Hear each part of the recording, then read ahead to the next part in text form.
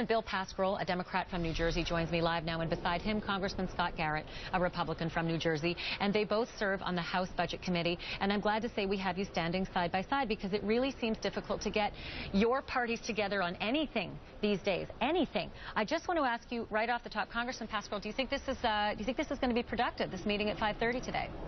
I think it's a good sign. I think it was in the works, really.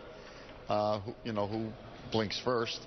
But the president has been willing to negotiate, not only this year, but in the first 4 years of his administration. And we should have had a budget by now, because the other side chose not to go to conference when both Democrats, the Senate and the House, passed a budget. And we are where we are right now. So it may be only for 6 weeks, but I think it's a very critical part of the process of making sure we fund America. So, Congressman Garrett, part of the issue has been, of course, the clean resolution, the spending bill that has no strings attached. The Republicans wanted strings attached that would start to derail Obamacare because they don't like Obamacare. Whatever anybody thinks about the philosophy behind that, it's the mechanism behind it that so many people are outraged about. Would your fellow Republicans start getting on board with just a clean bill, just a spending bill with no strings attached? Because if you listen to Charlie Dent, one of your colleagues, he thinks that you're starting to blink, that you'll start to capitulate. So I think both of us, as you said, can agree on one thing, and that is that both sides of the aisle, myself and I'm sure Bill, want to get the government back up and operating and open again. Now, Bill did say that the president has been willing to negotiate in the past. I wish that was true. Actually, the president's own words were, when it comes to the CR, he will not negotiate. And he has said that, unfortunately, repeatedly over and over again. Contrarily, the Republicans have said, we will negotiate. We came out with one bill, we sent it over to the Senate, died, okay, we sent a second one. Okay, you don't like that one, we'll send a third one. Yesterday we sent 3 other bills. We have shown that we've had a whole bunch of different ideas that we're willing to throw over to the Senate or to the White House. We're willing to negotiate. We want to get the government open. But up until this moment, the president has said repeatedly, no negotiations. It's only the one way that they want to do it. And unless you have somebody who's willing to meet you halfway, that's when it's really hard to come to an agreement. So I think that the answer to that is no. When I asked you about Charlie Dent, your Republican colleague, who said that it looks like more Republicans are looking to blink and move on and get a clean bill passed without the strings attached, you're not answering that. Let me talk about Charlie Dent, since he's in my conference. And he and have indicated that they, too, like both of us, want the government to be open and get people back to work here in Washington and around the country as well. But you saw the votes last night. It was a uniform vote, and you saw the votes this past week where Republicans have said, we're willing to negotiate, but we just want to see you extend a hand as well. And so far, the Republicans have stood firm as far as being together, but we're also firm on trying to reach a middle ground on this. We're just waiting for the president to also meet a middle ground. Meetings at the White House are great.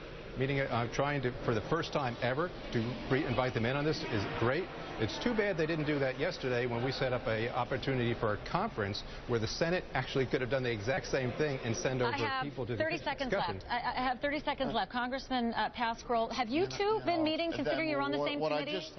What I just heard was bizarre. We've had the two bodies, the Senate and the Congress, the House of Representatives, passed budgets 5 months ago.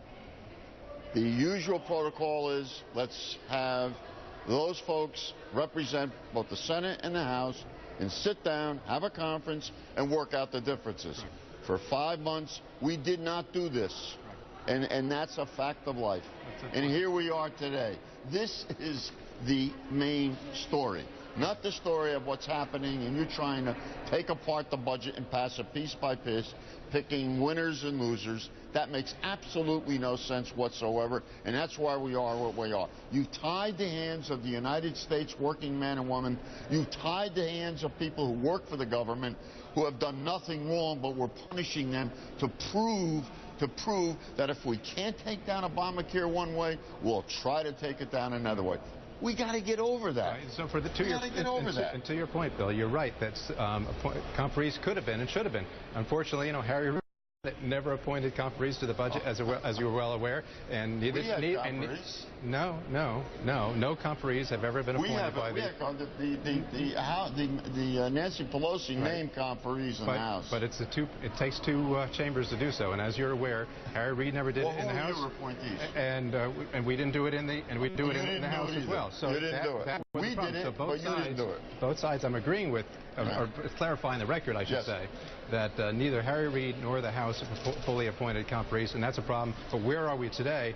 Today is we need the president to actually come to the table and agree to negotiate, and not just do a photo op and not just do a press release. Can I ask you both a question? I've been watching the both of you as you've been talking. You are, and this is going to sound crazy, but my God, the two of you won't even look at each other when you're arguing with one another. And I'm just wondering if when you are in the House budget, you're not looking at the camera either. I'm telling you, I've been watching this for the last 3 minutes. When you're in the House Budget Committee together, do you speak this way? Whatever you want us to do, we'll do. Okay. When there are... I'll look at you, okay? Okay, look, when there's no flies on the wall, guys, honestly, listen to the question. When there is no media fly on the wall to listen, do you have this kind of tone? Do you take this kind of tone, or do you have more constructive conversations when you're in committee? What sort of tone do we have in committee? In committee? We have an interesting tone in the Budget Committee.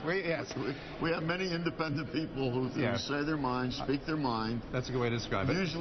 Usually jump off script and want the best for the United States. And I believe that both Republicans and Democrats want the best for the United States. And we're even more important than in committee, I think, is what we do privately on the floor, what have you. And when we're doing that where the cameras are not on, I think we have a very civil conversation. My neighbor is a Democrat from New York. We'll have civil conversations on the sidewalk saying, hey, how do you think we get out of this? So we have those civil conversations.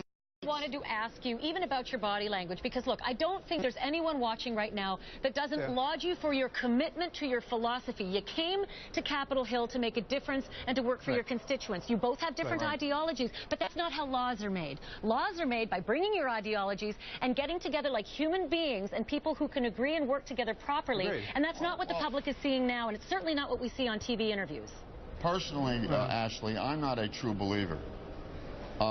You know, if we're absolute about our positions, that means that anybody else must be wrong. That's not me. Scott can speak for himself. So we need to come together as a nation. This is important. The debt ceiling is going to come up.